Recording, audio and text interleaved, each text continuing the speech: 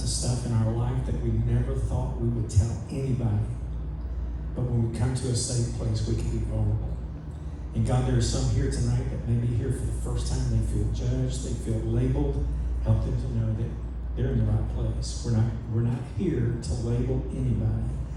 We're here to walk with people. And we're here to love people right where they're at. And if there's somebody here tonight that's walking alone, help them to understand it's a decision that they have community here. And I pray that we'll just link arms and walk together. Be with Montica.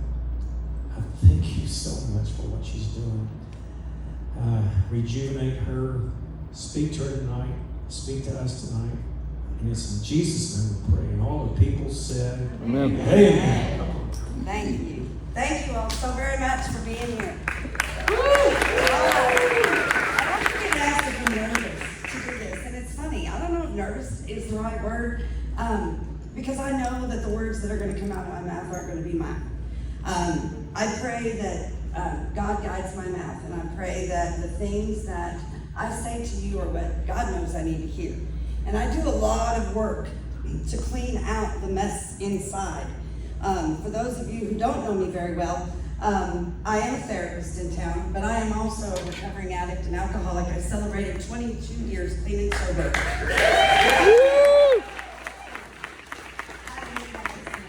Y'all have to be careful what scream if I kick that over. I also struggle with mental health issues. I have major depressive disorder. I have generalized anxiety disorder. I have all the mess. I have what would be considered the appropriate dossier, that if you sat in a bar and you told people your story, they would go, oh my God, if I had your life, I'd drink too. But the good news is that I have that life and I drank over it. Today I have that same life and I don't. And I'm going to talk a little bit about how that happened. I do have a presentation, some slides that are going to come up behind me. For those of you who've heard me speak before, you know I sometimes don't follow them very well, but I'm going to do my best. Because this topic, as my brothers will tell you, I'm passionate about very much. I don't do this all the time, but would my brother Craig and Russell please stand up and turn around and wave?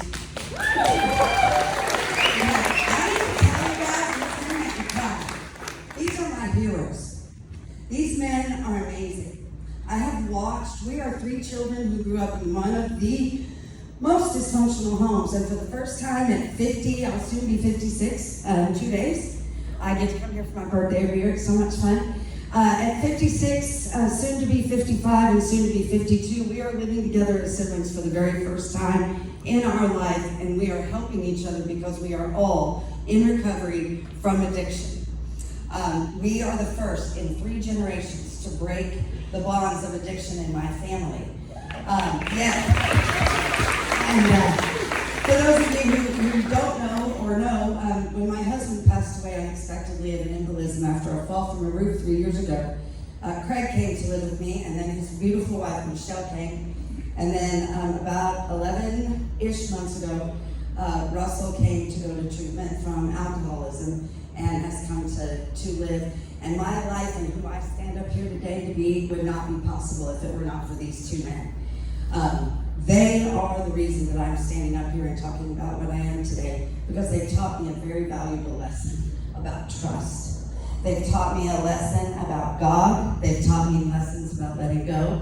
And most importantly, they've taught me lessons about why it is so important for me to do what I do. So I'm just going to go off of what my slides say, and I'm going to ad-lib. I'm going to try to get out of here. For those of you who don't know me very well, I also have ADHD and I have time blindness. Amen. And what that means is that time doesn't move for me in my head like it does for some people. So I can be doing something and somebody will be like, okay, we got to go. And I'm like, what? How long has it been? They're like, it's been 2 hours. I don't get time. So I'm going to do the very best I can to get out of here. So without any further delay, do I have anybody putting the slides up? Yep. There we go. All right. So you guys read the topic. Why is it so hard to trust God? And how do I truly let go? I don't know about y'all, but when I first got sober, I got real annoyed. I had all these things. I had baggage, right, just like everybody else. And everybody kept saying, just trust God and let go. And I'm like, how do you do that? supposed to do? Just go, I don't care, because I do care. What am I supposed to say? It's fine. Is that what I'm supposed to do? Because it's not fine. With my trauma, what am I just supposed to forget about it? Because clearly my physical body is responding to it, so I can't just let go. And over the course of all the years, my beautiful, amazing clients, my recovery group, people just like you, have taught me what that means. And at the very end, I'm going to give you the short little solution, and I hope that it's going to be helpful. But I do want you to know that letting go is not what it's all about. I know. It's not what it's all about. Letting go is not what it's about. So at the end, I'm going to tell you what it is about. All right, so the next slide's going to say this. And as a therapist, I've been working as a therapist with clients for 21 years. And I hear this term all the time. I have daddy issues, I have mommy issues. And every time they say it, I look at them and go, we all do. Like, I don't know how many parents, raise your hand in here if you're parents. Put your hands up high if you're parents. Okay, I have a little FYI for you. You have screwed up your children. FYI, they're a mess. They might end up in therapy. They might end up having some baggage to carry. They probably will hold you responsible for a good amount of it. It is part of the process, okay? You are not going to get out of it without them having mommy and daddy issues because of what I'm about to talk about, okay? It is because a trusting relationship with our Heavenly Father is the only solution to a human problem. You guys are not the solution. We are shepherds that are given some sheep, and we have to oversee the sheep. We're not engineers. You didn't get a little manual that says this is how they're going to do, this is what they're going to be interested in. You're throwing stuff at them, trying to see what sticks, right? We'll take you to soccer, we'll take you to volleyball, we'll take you to jiu-jitsu, we'll do all of these things, and we'll see what fits, because you don't know who they are. You don't know the idea they were created to be. You don't know the purpose that they have on this planet. And because of that, you're doing the best you can, and you're not filling in all the holes. And it's not because you don't love them or care about them, it's because they don't belong to you. They do not belong to you. I know people get upset when I say, I'm really sorry, but they're going to go through what they got to go through to grow with God. And we're designed in our teenage years, as many of you who've had teenagers will know, to rebel against everything our parents believe in, on purpose. Because God doesn't want a bunch of little drones. He doesn't want us coming to him because everybody else said I have to. He wants us to choose that relationship. And we have to go through a process to get there. And that's a little bit of what we're talking about tonight, is this process. Some of us didn't go through it in our teenage years. Some of us went through it and said, I'm done. That whole God thing, got that shoved down my throat as a kid. I don't need any of that. And so we rebelled against it. And then slowly but surely, something started to make sense. And I can't tell you what came back here, but I am going to tell you that this trusting relationship is the solution to all of our never-ending human condition. Because being human is the hardest thing we do. People ask me, what's the hardest part about your job? Telling, educating, encouraging people to be human. Because everybody has a concept of something other than human. And what you saw that beautiful young man stand up here and do just a few minutes ago, that's humaning. That is standing up and saying, I don't have it all figured out, but I trust some of you will love me enough that I can get through it. That's amazing. That's humaning plus. And I'm going to show you tonight how that looks. So, we're going to go to the next one, and we're going to talk a little bit about this. And my brother Craig, when he read this, he said, God is hard. What does that mean? And I just looked at him like, you don't know? How many of you in here know that God is hard? Yeah. But why would God be so hard? Isn't that supposed to be the easiest thing we do? Just believe in God and everything gets better, right? No. No, God is hard. God is hard because if he were easy, we would all do it without thought. We would all do it without intention. We would all do it the same way we all sit down and go to the bathroom. We would just do it, we'd wipe, and we'd be done, and we'd not think about it until the next time we had to do it. And it's not supposed to be like that. Now, some of you know I have quite a few of my clients in here, and they will tell you, my filter system isn't great, but that's because there's only one version of Montica. If you went and ate out with me, same chick. You sit in therapy with me, same girl. If you come and hang out with me and my family, same person. That's because there is only one idea of me. There is only one idea of me. And when I was in addiction, I was every idea you had. Today, I'm simply mirroring the idea God had for me. I'm just using what I always did, and that's building myself for the benefit of others. I'm just only doing it for one entity now. And it turns out it's someone that came up with the idea, so it's pretty good. But God is hard, and there's a reason for that. There are things, and I want to say this before I even start. I'm not saying any of these things are bad. I'm not saying that any of these things aren't part of the process. What I am saying is we need to think a little bit about what we do, okay? Because as it all starts, and we'll go to the next slide. Russ, can you open this up for me? Please, so I can drink it. Thank you. All right. We are taught. Any of you who've had kids just believe, right? Kids believe that everybody's nice. Kids even believe in, you can tell them the dog, our baby puppy went to heaven. And somehow they know what that means. They don't ask 1,000 questions about heaven. They just sort of get it. Because we're taught to believe in magic, but we innately know magic. But then we're taught to kind of doubt it. Like, no, I don't know. Like, my friends are saying maybe it's not. And then the part I didn't put on here is, then we lie that we do believe because we don't want to hurt anybody that we now don't. We pretend that we believe for the sake of other people, right? And then we find out it was all a lie anyway. Santa Claus, the Easter Bunny, Tooth Fairy. And here's why it sucks. Because if I do good, I get rewarded. That makes sense to me.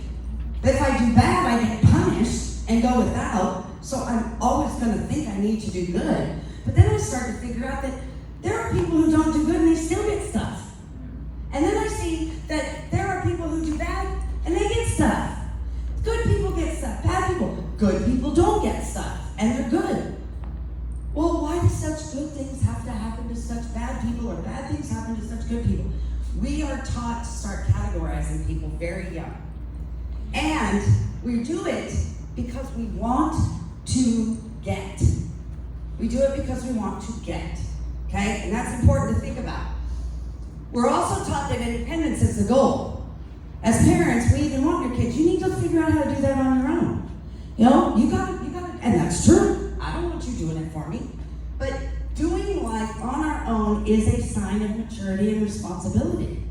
And because of that, we are constantly being asked, what are your goals for the future? Where do you see yourself in 5 years? Where are you going to be in 10 years? Where are you going to school? What do you want to do when you grow up? We're being asked about our future all the time. And then, because we are independent, and we're told you have to be responsible for your own behavior, well then bad behavior starts to feel like maybe I'm a bad person. Have any of you ever felt like that? Like maybe I'm just defective. Like maybe everybody else gets it and I just, for some reason, I'm just bad. Maybe I have a devil in me or something. I know I thought that. I thought I was possessed by a demon at one point. And then because I'm a bad person, I need punished to behave. Because that's the message, right? That I drive too fast, I'll get a ticket. And then I'll stop driving fast. That's how it all works. And because I'm messy, I'll make the same dumb mistake sometimes. And I will maybe need help. Well, because I think all of you are independent and responsible and mature, and now I'm not, now I feel a little guilt and shame to have to reach out and ask for help, because now I'm different than you. I'm not independent anymore. Everything is now not, I got control of this. I also live in a society of rules that structure my behavior. We gotta have that. I don't want everybody driving their own direction on the road. The problem is that Christianity indicates there's only 2 rules. Treat others as you would want to be treated, right? The golden rule. And in all you do, do it in the name of God. Those are the 2 rules.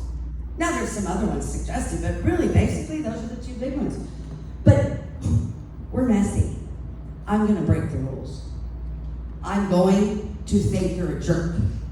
I am going to tell you a lie because I don't want to hurt your feelings when you ask me something that I don't know how to answer it without you thinking that I'm judging you. You know, husbands do it all the time. Does this dress make me look fat? No, baby, it makes you look beautiful. You know, and then all night long they're looking at you going, God damn. And that's why I wore a dress, because I knew I was going to make that joke. But, you know, but we are bad because we break the rules. We're all doing it. And I'm not breaking the rules because I'm bad. I'm breaking the rules because there's a lot of them. There's a lot of them. And some of them aren't convenient all the time. And so because of that, I think that I'm bad. There's a version of me that's bad. And last but not least, we are taught to focus on what people do as a way to determine our worth, safety, responsibility, and truthfulness. You hear this all the time. You know, everything that you do, your words mean nothing. It's all on your actions. It's all on what you do. Don't disagree with that. You can tell me all day that you're a great person, but I'm going to watch what you do. The problem is, it's based on my definition of good. It's based on my definition. So 5 of us may stand up here, and we're all going to decide, how are you a good person? We might all have a different definition. And because I want to be good, because deep down I know I'm bad, I want to be good, I'm going to go with what all 5 of you think, but which one of you is right? I don't know. So I'm just going to try to put it together, figure it out, and do the best I can to not show you that I don't have this all figured out. God is more focused on who we are. It says, do unto others as you would have them do unto you. And that is an action. But it first recognizes that I know what I need to do to treat me nice. And I don't care who you are, I tell you raise your hand, but then you don't get tired because your hand keep going up. Not one of you in here, if I went to take my grandmother to a nursing home and you were in charge of her and treated her the way you treat you would never take care of my grandmother. Ever. You would tell her she is stupid. You would tell her that she doesn't know what she's doing. You would tell her that she's fat and she's ugly and she can wait to go to the bathroom and she doesn't need to do all of that. There's no time for that. You would tell her so many things that you would make her feel like the worst human being on earth. And yet, you are your greatest advocate. And that's what you say. We all do it. I'm not enough. By the way, I'm going to tell you a little secret right now. You're never going to be enough. Never. I don't know who put that lie out there that you are enough. Then why do you need God? If you're enough, why would you need God? I'm not enough. By myself, I am short in a lot of areas. And because I'm not enough, I can't be enough. I keep running around to other human beings trying to feel enough, and it doesn't work because you're just as messy as me. I'm sucking from you and you're sucking from me, and we're both trying to be enough, and neither of us knows what we're doing, and we're messy, and we're trying to be independent, and we're trying to figure this out. And by the way, I can't trust you because I don't see everything you do. So you might be doing some things. We're going to talk about that in a second. You guys, what I want you to know as I'm saying all of this is this. It's messed up being human. And you're not going to do it well. And that is okay. Because everybody look around. We have a collective thought in this room that you matter. So when you don't feel like you do, you come in here and you sit down and you matter. But you'll walk out of here, some of you, not sure if you did. Feeling like maybe that girl that overtalked you in group, or the one that, kind of looked at you funny, maybe you didn't matter to her. Your thinking will get you messy. But the truth of the matter is everything you need is right here. And I'm going to prove to you tonight you got everything you need all along. So, honesty, open-mindedness, and willingness. That's the how we do things. And if you think about honesty, open-mindedness, and willingness, and what that means, that's hard to do in a society of right and wrongs. We're coming into an election in a couple months, and never in the history of ever during an election will you hear who's right and who's wrong. who's got it figured out and who doesn't. There are friendships will get broken. People will stop speaking to each other over right and wrong based on what? What they research, I suppose. But at the end of the day, honesty, open-mindedness, and willingness, if we're all being honest, open-minded, and willingness, and we're all showing up with the how, we can learn some things. Instead, we're shut down. We're not open-minded. We tell people, oh yeah, no, I agree with you. Only to turn around and roll our eyes and go, oh my gosh, I would never think like that. You're insane, right? And that willingness thing, we're gonna talk about that in a second. That's the hardest part. Proving who we are to others is how we advance in life. I can be a good person all day long at my job, but they ain't gonna promote me because I'm a good person. They're gonna promote me because I work hard, because of what I do. And because of that, I sometimes feel like they don't care about me. They don't know about me. They don't know what I'm doing at home. They don't know how hard I'm working. They don't know I'm going through divorce. They don't know I'm struggling with addiction. They don't know any of those things. They just want me to show up and do my job. And so everywhere in the world, I'm being judged by what I do. And the one thing I'm needing more than anything is to be understood for how I am doing and what I'm dealing with. Being understood is what human beings crave. Understanding. That's why we defend ourselves, right? I don't want to be misunderstood. I don't want you to get the wrong idea about me, because when they get up to go and chase the buffalo, please don't leave me behind. I don't want to be left. The 3 core fears of every human being.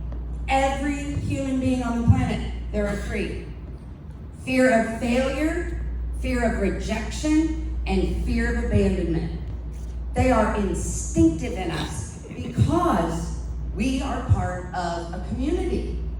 And if I do it wrong, and you don't like it, and you decide that I'm not good enough, you will abandon me and the tribe, and I will be left to die.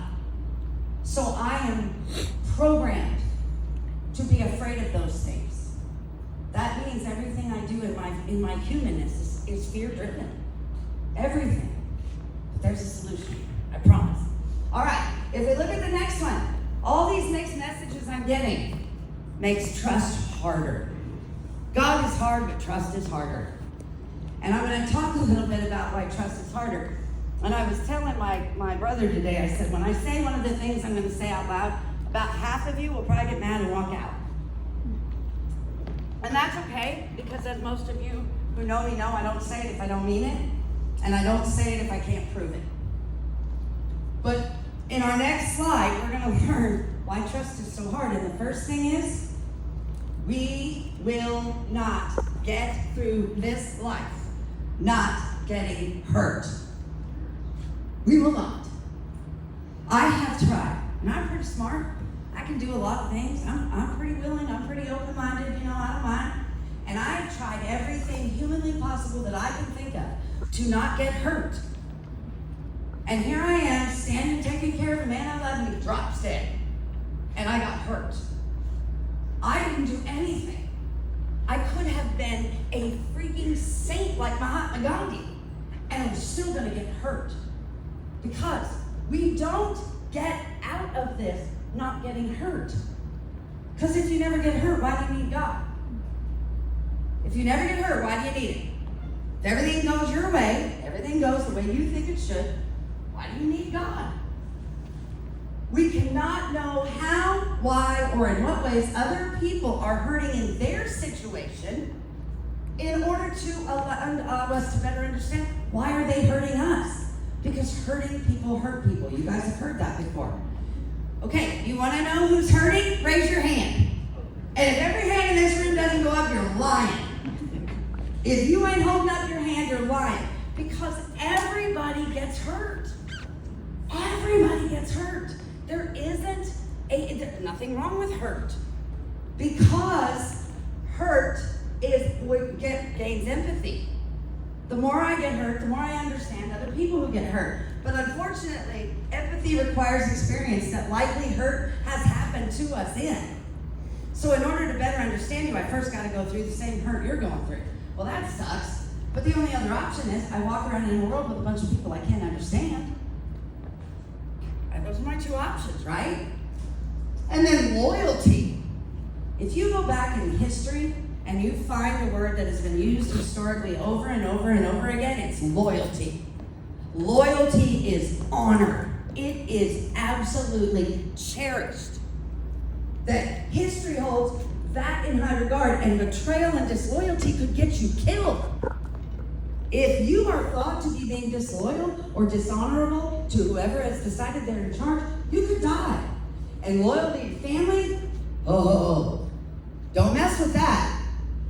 For those of you who know, there's an F word I say that starts with the same letter as family, because if you want to find out who's going to do that to you, look around your family first. People in your family are going to hurt you more than most. I don't know why. I think it's kind of set up that way, because the more I trust you, the more you hurt me, the more desperate I become to go to God. And God's trying to tell me over and over, no, I'm your family. I'm your father. I am your family. I don't want you to trust your mom and dad more than me. I don't want you to trust your spouse more than me. I don't want you to trust your grandmother more than me. I don't want you to be more loyal to her because she doesn't know what you need to go through. And grandma's going to protect you. I might need you to get addicted. Now, do I think God addicts you? No. Well, that's not true. I'm not sure how I know what I feel about that, because I know it's in my DNA. And I don't know how it got there, and I don't know if God made me this way, but I will tell you, I wouldn't be standing on the stage talking to you if I wasn't an alcoholic, if I hadn't drank too much. And my grandmother was also an alcoholic, and she didn't want us to grow up and be alcoholics. So if it had been left up to her, I wouldn't be talking to you. So thank God God did what he did. It worked out for me. Being messy means that we're going to make mistakes. Oh, by the way, you're not just getting hurt, you're hurting people. You are one of the hurting people who's hurting people. I'm sorry, but that's how this goes. And is that bad? No. Because you don't know what you're doing any more than I do. You don't have a book. You don't get an outline. You don't have it all figured out. And because you don't, I don't, we might hurt each other. And mistakes are punishable. That's how we deal with them. Mistakes are punishable. And some can be life-altering. I'm not saying that it's okay to go run around and make mistakes as much as you want. I'm just not sure how many you need to make in order for God to get you where you need to go. I'm not sure. There's been some people in here who've been in prison for punishable mistakes. Thank goodness, because look where they are. And there's certainly two of them in here, and where two come together, here I am, so two dudes who've been in prison, or two women who've been in prison, sit down and talk. There God is. I don't know how this works. I just understand that it's really messy. And because punishment is the only way we are taught we can get people to do what we want, so we need to avoid hurting people means that we lie to protect them sometimes. And don't tell yourself you haven't. Well, I never lie. Yes, you do. Yes, you do. Mama says, are you okay? And you've had a horrible day at work. You don't want to go through it with her because you just don't want to hear her say all the things she's going to say. And so she said, are you okay? And you said, yes, Mom, I'm fine. Well, you just lied. You just lied. And you did it to avoid hurting her. Unfortunately, you broke the rules, and if she found out that you did that very often, she'd figure out, I can't trust you. She'd figure out, well, I can't trust you. Well, Mom, I can't trust you either, because when I tell you, then you go tell Aunt Shirley. So now I'm not going to tell you. Well, now me and my mom can't trust each other. It's for the same, doesn't that seem dumb? Like, this is such a mess. And humans are driven. This is the big one. If you saw my last presentation, you heard me talk a lot about this. That humans are driven by a need to survive, by getting their 5 basic needs met. And at the top of the food chain, for all of those of you in here who are dealing with sex addiction, there's a big reason for that. It's because it's the number one need we have. And I know that goes against what people think. They're like, what? Okay, stop having sex and let's see how long humans exist. It ain't for the pleasure, it's for the process. It is the only way we continue as a society. So you better believe it's at the top of the food chain. It is what we need most to survive. It's about survival, not about, because I want to. I also need to have water, sleep, food, and relationship. And just a little side note, every one of those is where addiction is going to grow. Sex, drinking, water, I will switch it out to drink something else. Sleeping, I can get to where I sleep too much or not enough. I can overeat like crazy or not eat at all. I've been treating food addictions or eating disorders my entire career. I have never in my life seen a phenomenon so crazy as someone who weighs 75 pounds telling you they're fat and they will not eat. But they have a basic need to do it. And relationshiping, if you don't think that you can't get addicted to love and relationships, then you ain't been around teenagers for very long. Like, it's a thing. So these are where addiction grows, right? Which means I'm gonna do it wrong. I don't even trust myself for what I eat. Take me out to a restaurant, I'm on a diet, I might screw it up.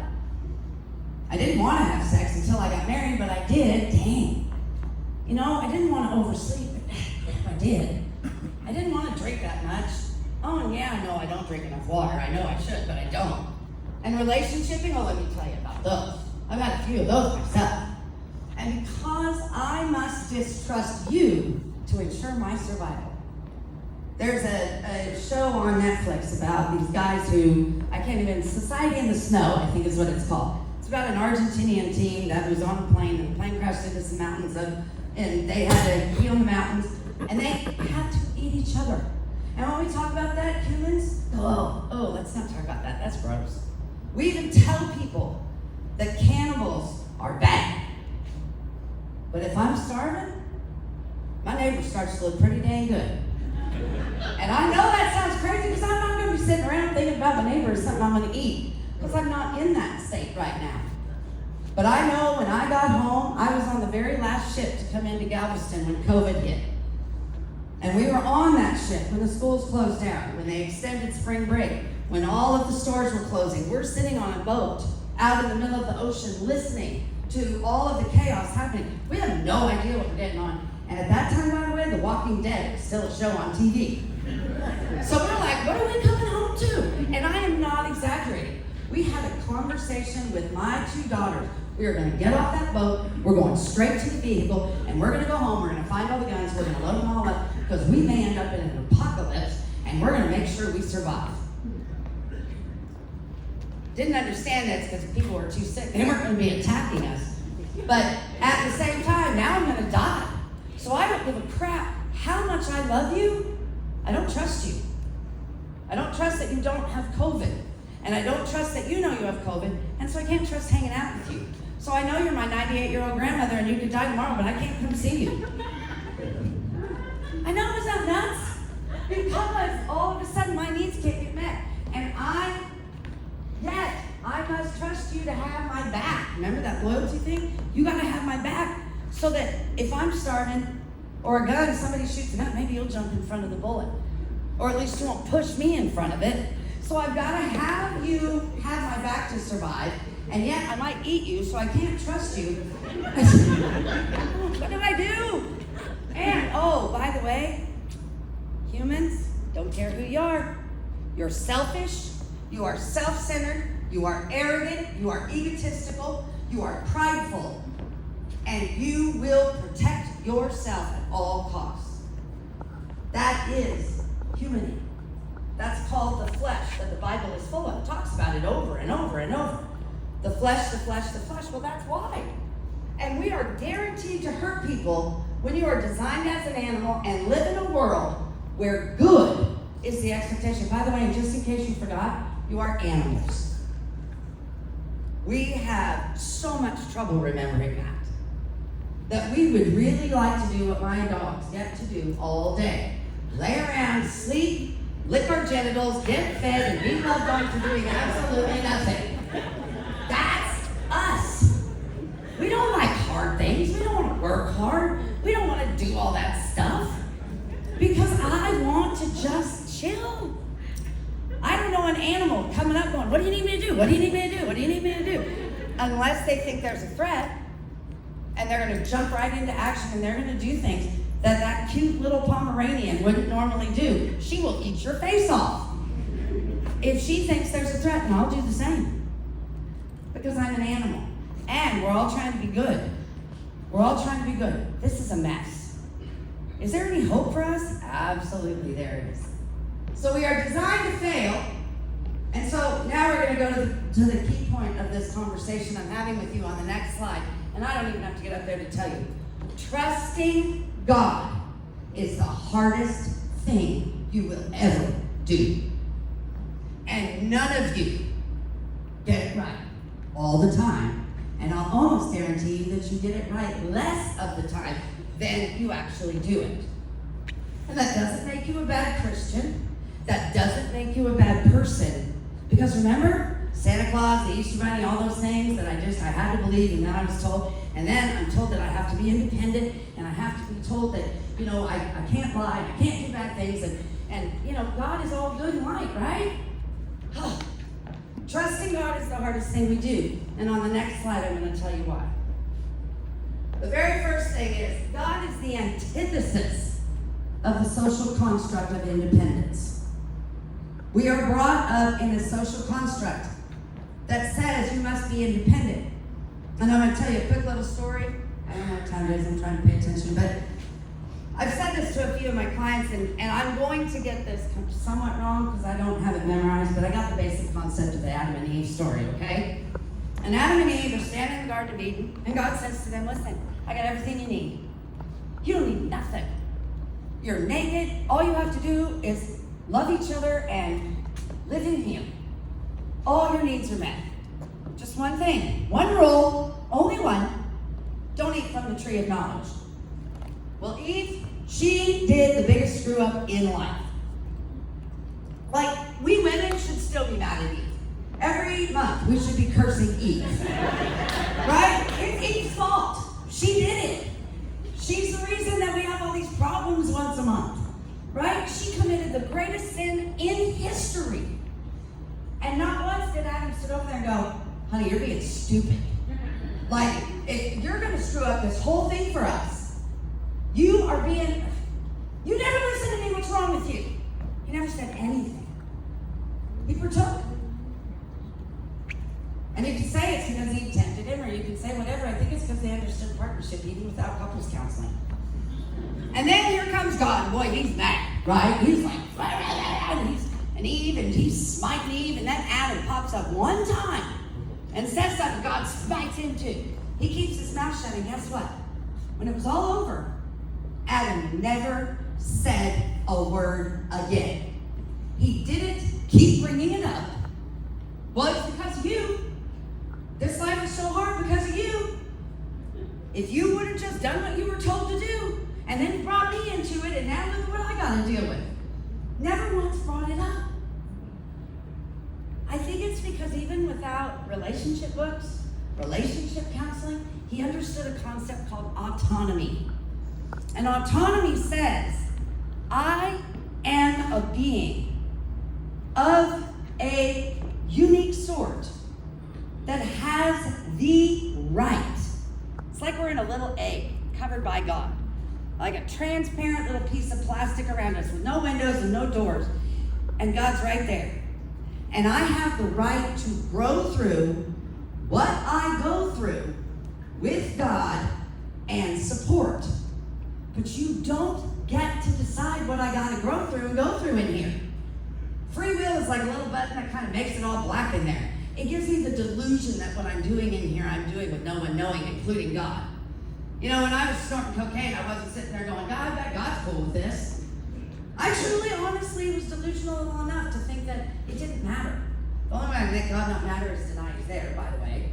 But your spouse, your kids, your parents, your friends, your everybody has got to go through what they go through so that God can grow them to become the idea and purpose He knows they are. And you don't get to decide how that happens. And because of that, I have this concept that I have to let go of control, I have to let go of my expectations, I have to let go of my experience and knowledge, my perfectionism, just so you can grow through whatever you go through. What? No, because if you do that, that might hurt me. God will grow you too. But do you know how many people we're trying to control? And that's what I'm going to tell you that might make you mad. And I'm sorry. It's my opinion, but I've been doing this a long time and I think I'm right. Trust is the most selfish behavior on the planet with God. And here's how it goes. I have a standard that you need to follow. And if you break that standard, I will get hurt and you will be responsible. And I won't be able to believe that you're not going to do it anymore. Now, I'm not telling you don't need trust.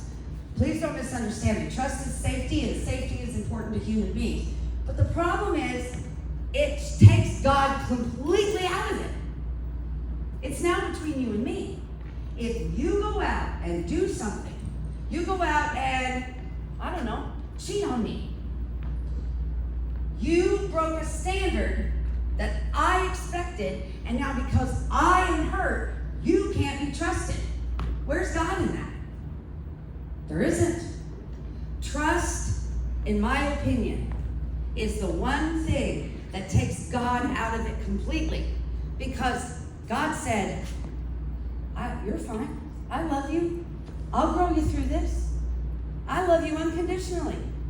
Do I like what you're doing? No. But do I understand? Yeah, I sent my son. Remember? The blood, the carrying the cross, the whole thing. I did all of that because I know you're going to mess it up. But because I do it to humans, that's how it ends up. And how do we trust and not violate? I'm going to teach you. Do I think that we are ever going to be okay with people hurting us? No. But I do believe that we can be a bit more trusting in the process of human being and a whole lot more accepting if we get that God really is going to grow us both through everything we go through. I promise. Thy will be done. Here's the other thing. I got some plans. I had a plan. I married a man I've been in love with since I was 15. He was the first man I ever had intimacy with, and I was so grateful he was going to be the last one because I wasn't so selective in parts of my life. So I thought, God brought it full circle. I'm done. I don't have to worry about it anymore. And then, bam, the guy died. Well, that's against my plans. And now I have to date. That's definitely not in my plans. And I have to do all these other things I don't want to do. I have it all figured out. Dang it, God. My plans will fail if they don't align with God's will. Okay, well now, right now, God and I are in disagreement. If you're my client, you've been told this a lot. And it is unfortunately very painful. Why did God not save me from that? I don't know. I don't know. I don't know why he didn't save me from the things that I went through. I just know if he had, I wouldn't be who I am. And that, by the way, isn't enough. Well, everything I went through is made me who I am today. And I'll call myself stupid and ugly and tell myself to shut up and I talk too much and I'm too fat and nobody probably even cares what I have to say anyway. So quit saying that. Because you might be saying that so that other people think that's cool, but you don't believe that. Because you don't necessarily like who you've been made into unless you've started this process of recovery. And last but not least, and God's will guarantees that it will include experiences and people that are going to hurt me. God's plan guarantees hurt. That's crazy.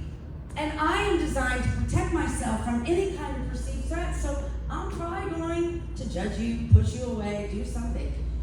All of this mess. And God needs us to be uncomfortable to grow us. Oh, crying out loud. This is never going to get better. Because now, God grows me through what's uncomfortable and hard. You guys that are parents, your kids are in watching TV, they're all intent, right? They're all watching, In and Out, or Inside Out, or whatever that movie is. Right? And they're watching it, and they're all quiet, and they're doing their thing. You are not going to go over there and go, come on, guys, let's go do something. We're going to go wash dishes. Heck no, leave them. Leave them alone. Please, don't make a sound. We like them that way. We do not go yank people by their hair out of comfortable, expecting them to be ready to learn. No, it's when it's hard and it sucks and it's uncomfortable and I'm mad and I'm hurting. And I go to God and I say, help. We are designed to avoid hard, uncomfortable change. Remember my dogs, right? They ain't running around going, give me a hard project. They're like, you need anything? No, plunk, and they're asleep. Especially when we have, oh, here's the big one. I need to know how it's going to go. I'm not doing it unless I know how it's going to go. Because if it's going to result in something that's not good for me, I might not do it. So I need to be in control of the outcome somehow. And so I need to let go, but make some plans. I need to not know what the outcome is, but you're going to ask me what I'm going to do in 5 years from now? This is very confusing for me. And I'm constantly trying to figure out how to avoid the mistakes I made that hurt me and others, which requires me to control, have expectations, predict future behavior by past behaviors, even if it wasn't my behavior. I have a girlfriend. She got hurt by a guy who da-da-da-da-da. If you haven't figured this out yet, we are designed to fail. And that is the best, coolest thing ever. I know that sounds crazy. I can tell you with certainty that right now, about to turn 56, dead husband, having to date, living in a big house with my brothers, self-employed, only person that works for me, so I'm the head cook, chief, and bottle washer of all the whole stuff. And I have never been more peaceful, more serene, and more joyful in my life. Never. And I'm not telling you that because I want you to really just think, no, I am telling you for real. I don't have fear. Bring on the hurt. Because every dang time I've hurt, I've gotten better. Every time I hurt, I get a little brighter, and hurt people find me and they ask for help, and I can sit there and I can talk to them. Every single time I hurt, I gain wisdom. Every single time I hurt, I get vulnerable like that beautiful man standing up here, and I create a bigger family, a bigger understanding. Every time it gets hard and I have to do something hard, I feel better about myself. I feel like maybe I'm gonna be okay. And all of this goes against logic and normal and all this other stuff. So now we get to the solution, and the solution is relatively easy. What is the solution? Well, let me tell you why the 12 steps is the solution. I've worked the 12 steps of CRAA, DAA, ACOA, CODA, which is code for codependency, ACOA because I'm the adult child and alcoholic. All the 12 steps are the same. And what they are is a process to get you the heck out of the way so that God can do what he needs to do with you. And it starts with the simple words, hey, I can't. I figured it out, I ain't God. I figured it out, I am not God. There has to be something, because I can't make butterflies and rocks and, heck, I can't even maintain a tree without killing it. This is not my plan. There is a God and I'm not it. And please tell yourself the truth about this. Don't buy into your own garbage. Well, there is that one thing, I got that. No, you don't. If you do, it's because you worked your butt off to figure it out. And it's because you got some wisdom from somewhere that wasn't yours. So you have to tell yourself the truth, like, no, I really don't know what I'm doing. I'm screwing it up, and I have to tell myself that hurt isn't negative. Hurt is part of it. And it's definitely unavoidable. So how do I get through hurt? Do you know what the number one question I hear as a therapist in my office? What do you think it is? Why? Why? Why? Why did this happen? Why did that have to happen? Why is my mom that way? Why doesn't my husband care? Why do I act this way? Why do I do all this? And in my program, we have a saying that says, why will get you high.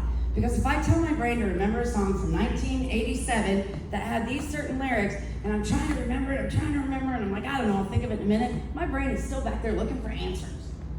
I'm in the middle of doing something, poof, there it is. Because my brain is designed to answer questions for me. So if I keep asking it questions it can't answer, it's going to start to believe there might be a threat. And it's going to throw me into survival mode. That's a whole different conversation. And so God does not owe me an explanation, y'all. God does not owe me an explanation. He knows what's happening 250 years from now. He knows what happened 250 years ago. My stuff, everything that's important to me, 3 generations and they'll forget about it. I don't know how many of you can even remember your great-great-great-grandmother or grandfather. You probably don't even know their name, and if you do, it's because you're doing some ancestry stuff. But you don't sit around and talk about, your great-great-great-great-grandpa. Everything that's important to you is going to go, but God does. God knows. So he doesn't owe me an explanation. He doesn't need to tell me why. Because even if he didn't, I wouldn't understand it because I got this little pea brain that can only really embrace 3, dimensions. You start talking about volume and space-time, and my brain goes, I don't get it. Oh, and accountability does not apply to God. It applies to me. God is not accountable to me. And if he's not accountable to me, and I'm accountable to him, why am I sitting questioning him? He isn't questioning me. He's not sitting going, why do you keep doing what you're doing? No, he already knows. He already knows. Because you're a sinner and you're human, and I love you. That's all you need to know. Also, is trust the process. If you're my client, you're going to say this all the time. Trust the process.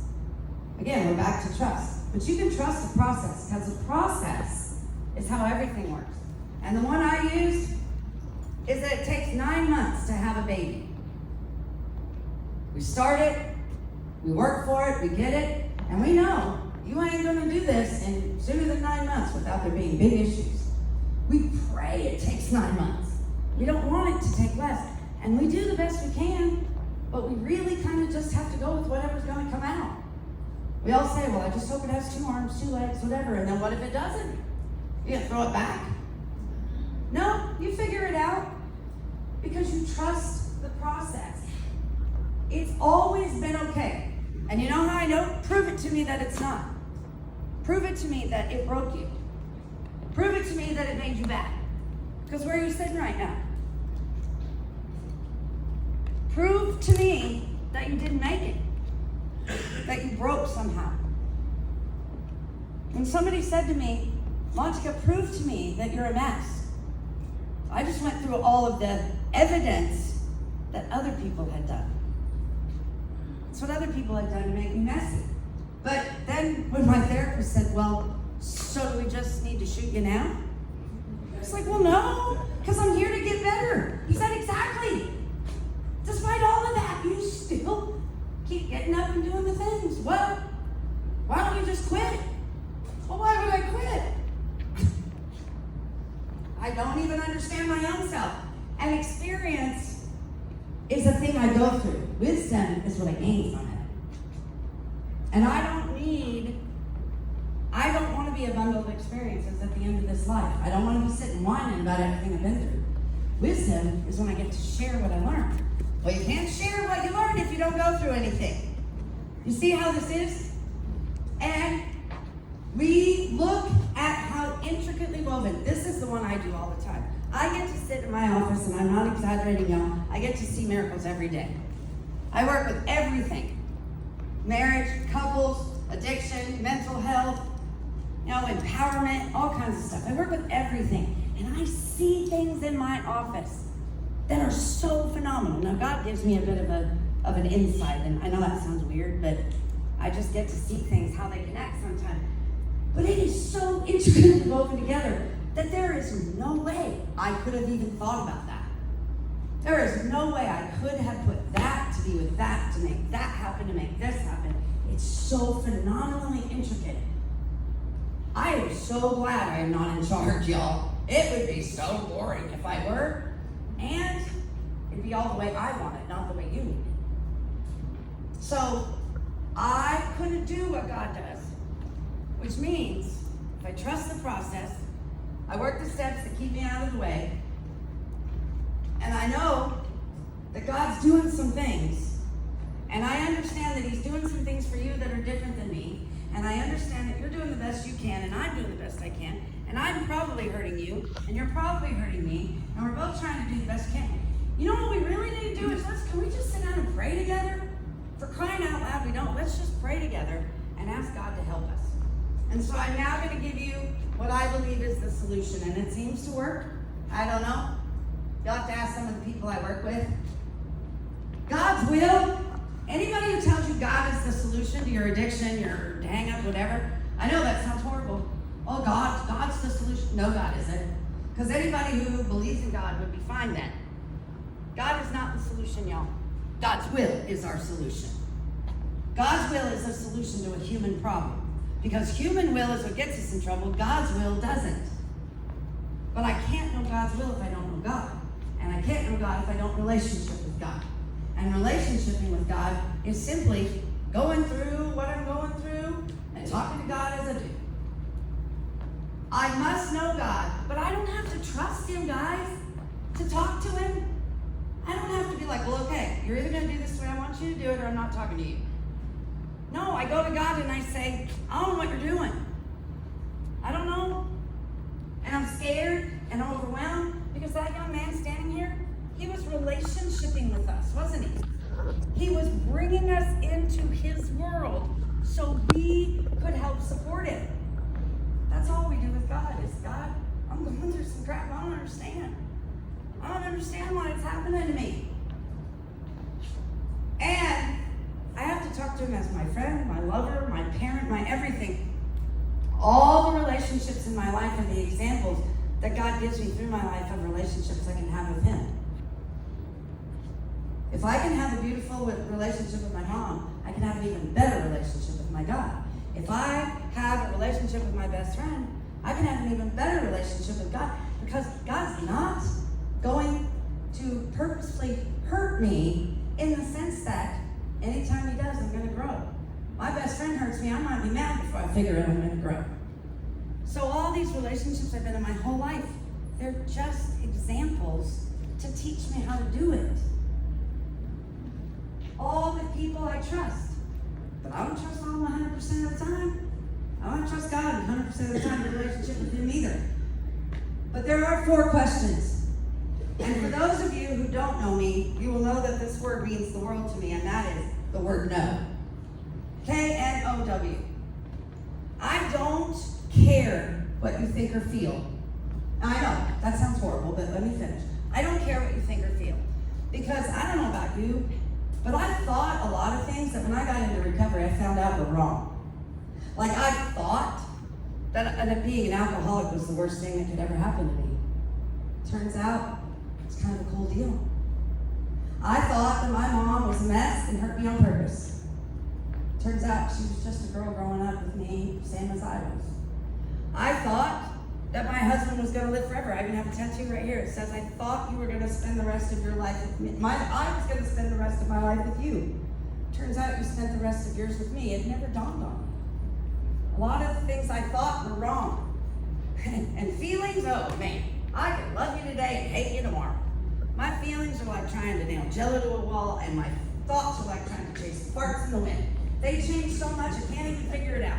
But you want to know where God's going to talk to me? It's right here. In my G-U-T-G-O-D. 3 letters, start with the same letter, so I never know God. And if you ask, what do I know? I know I am good. I know you are good. I know you care about me. I know that you want to get better because you're here. And when I go with what I know, and not what I think or feel, I tend to get it more accurate. And what I know comes from God. So if I'm in the middle of anything, no, I'm standing there screaming, I cannot believe that you're talking to that girl. And I stop and I say, hold on a minute, wait a minute, honey. I love you, and I am being your God right now. I am deciding what's good for you instead of God. So I'm going to stop, and I'm going to ask for both of us, where is God in this? Where is God in what we're doing right now?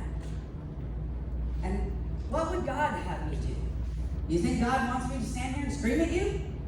You think God wants me to not talk to you for a day? You think God wants me to go out and do the same thing you did to me? No. But you got to know God. You got to know what God would have you do. How do you know? Well, we have a Bible. You have a gut. There's lots of ways to know. You have wise people in here who can tell you, because what you know, you might not know, but you might know. And if we just talked a little bit, we might all come together and figure out that we actually kind of know what God would have us do. And how would God have me show up? You think he wants me mad? I don't think he cares, but he sure doesn't want me coming in vindictive. He doesn't want me coming in judgmental. He doesn't want me coming in and screaming at you about what's right for you. And by the way, at the end, we get to say, what does God need us to learn from this? Because every single thing I go through, I gain wisdom. It's really cool that when I know better, I'll do better. Now, will I screw it up sometimes? Oh, absolutely. Of course I will. I know you're not supposed to drive over 55. I got a ticket once. Do you think I always drive 55? No. Because sometimes I'm in a hurry, don't you understand? So even when I know better, I'll do better most of the time. So you know what? When I don't know, just don't do. If I don't know, don't do until you know. And how do you know? You go to God and you say, what would you have me do? Come into this with me. How would you have me show up? What do you need me to learn? You see, now it's all between me and God. And you're doing you and God, and I'm doing me and God, and we're coming together and we're talking about God. And I don't know why it works, guys. But it builds a level of trust in a universe that feels like it's out to get you. In a world where 85% of the people aren't doing what you're doing. 85% of the people are not doing what you're doing right now. They don't know, but you do. And because you know better, you get to do better. And you get to be the example of how people can be with God and do hard things and go through hard things and recover from hard things and do so with some trust. So I told you I was going to give you the whole solution to this whole let it go thing, okay? So when I say let it go, I'm going to say, okay, see this thing right here? This is an experience I went through, okay? And it's hard, and it comes back and it haunts me sometimes. I think about my husband dying more than I want to. And so I just decided, you know what, I'm just going to let that go. Okay, well now I've left a space. There's a space now where something's going to go. But if I had just said, you know, yeah, my husband died and it really sucked. It's been the hardest thing I've ever gone through. But you know what I'm going to do? I'm just going to let it be. I'm going to let it be what it is. It's been hard. I've learned a lot. It's been weird. I won't ever say that it's been good, but it hasn't been bad either. It's just been what it is. And I'm just going to let it be. You did something that hurt me. Unless I can prove that it's destroyed me, I'm just going to let it be. And I'm just going to see what God does with it. Because letting it be means I can just be. And just let some peace go with it. My mom, she did a lot of things that were hurtful to all three of us. Now that we're all together, we talk about it. We have different views of it, which tells me my perspective is 100% accurate to me, but it sure as heck ain't fact. Just depends on which side of the sun you're standing on, I guess. But when we sat and talked about it, you know what we all decided is? It just let it be. It is what it is, and it's good. It is what it is, and it is good. And even if I don't think so, God will figure it out because He's good, and that's what He does. So I just trust the process. And I do the 12 steps. I'm not God. I don't know what to do. I believe there's something that does, and I'm just going to let it. And the rest of the work is to clean up my filter mess. My need to control and perfect and, do all the stuff. Is it this easy? Sort of. The more you practice it, the easier it gets. I can truly tell you today, I don't have a lot of fear. I don't fear getting hurt, but I still try to protect myself sometimes because it's really inconvenient. I have a friend who came to visit me all the way from Pueblo, Colorado. He's a friend of a friend from my hometown. I didn't know him. He said, well, I want to come up there and get to know you. I said, okay, come on up. We'll see how it goes. I don't know what's going to happen. Do I need to know? No. Because you know what? Everything that I planned got messy. But everything that God's planned. Oh, by the way, I challenged God. I said, I'm done with this dating thing. If the guys don't find me, he better fall on my front porch. Well, I wasn't on Facebook. I wasn't on Messenger. I had been scammed the week before by somebody reaching out, telling me something that felt familiar. And I got this guy reaches out, goes, do you know Mike? And I knew instantly who he meant. And I answered it. Why did I do that? I didn't even have Messenger. I had to reinstall the whole damn thing. The only reason I had it is because I still get emails that tell me I'm getting notifications. You know, why did I do it? I don't know. And do I know this is what God wants for me? No, I don't know. But do I know it's not what he wants? No, I don't. I just gotta show up. And last I'm gonna tell you, and then I'm letting you guys go. I probably went over, I don't know how to stop it. So it is what it is. But here's what I'm gonna tell you. This is the easiest, coolest thing you're gonna learn all day. Okay? 24 hours is a God day. That's a God lifetime. That's all we got, right? 2 days that I worry the most about are yesterday and tomorrow, and then the only 2 days I can't do anything about. I got 24 hours in this one, but here's we go.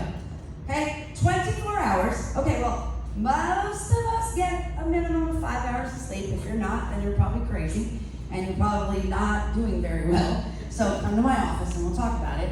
But because 5 hours or less, you're going to be cuckoo. I'm just telling you. But let's say, best case scenario, we're getting 7 hours of sleep. So 24 minus 7, what is that, like 19, 18? 17. Okay, now I got 17 hours to master. And I work. If I go to work and I do the job and I try to be nice and I do the best I can, well, I just took 8 off of that. So now I got 17 minus 8. So that's what? 9 hours. And then I got like an hour that I can just throw off there because I'm going to be pooping and doing stuff and nothing. Like an hour of humaning, right? So I take them an hour. Now I'm down to 8 hours. I've got 8 hours to figure this whole thing out. To have some trust, find some joy, experience some God. I got 8 dang hours, and that's if you don't have kids. Because if you have kids, we're down to 3. Right? Like you've been driving them to school, driving them to this, wanting to kill them, and you don't. You are down to 3 hours. 3 hours is all you have to do to be able to get through the day. And anybody can do anything for 3 hours. And if all I do is say, God, for these 3 hours, I'm just going to show up, be my best self. I'm going to do what you would have me do. I'm going to try to be as how you would have me be. And I'm going to look for the lesson. And I'm going to bring you into as much as I can. And I'm only going to do it 3 hours. Oh, man. That makes things a whole lot easier. And if I screwed up, guess what? I can start again. Because God doesn't know time. He doesn't know that a half an hour went by. He's like, oh, okay, we're doing it.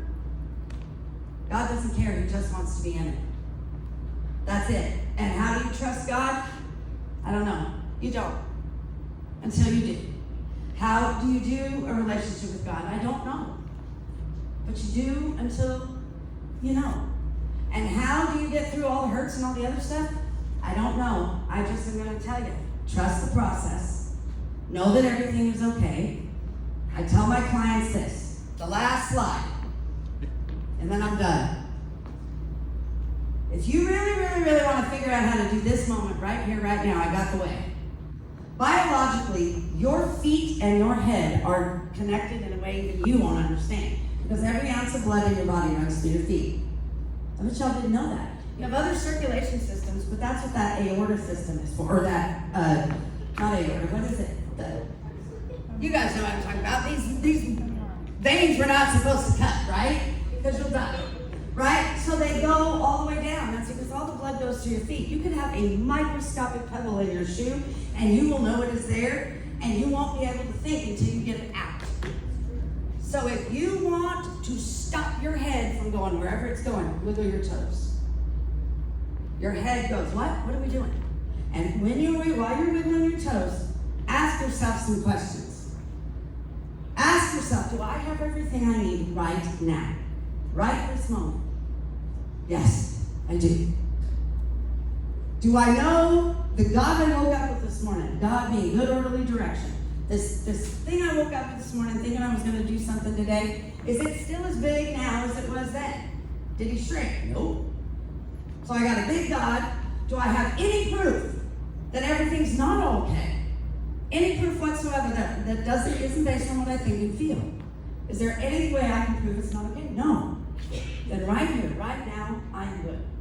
So put one foot in front of the other and do the next right thing until you know what to do. You can't screw it up that way. And when you wiggle your toes, if you don't know, just wiggle your toes and start asking God, what do you want me to do? What do I need to do? I'm just going to do. And I promise you, God will take you where you need to be. And God ain't never gonna lead you to the dope dealer's house. He ain't never gonna lead you to the liquor store. He ain't never gonna lead you to some girl's house you don't belong at, or some guy's house. And if you just do that, you got 3 hours. You can't screw this up, guys. I love, love, love what I do. And I am so honored when I get invited to come here. And I don't ever know if what I tell you makes sense. And some of it, okay, and some of it not. But the one thing I'm going to tell you is, the fact that you're here tells me everything I need to know. That you're not done. And we're not giving up on you. You're like people who are drowning in quicksand and you threw your arm up and said, no, not yet. I'm not done yet. And those are the people I will spend the rest of my life empowering, talking to, loving, encouraging, doing anything I can to help. You are my people. And if that means we all had to go through some garbage to get here and break some trust and hurt some people, I'm glad we're all here. Thank you guys for listening and for allowing me to be a part of this.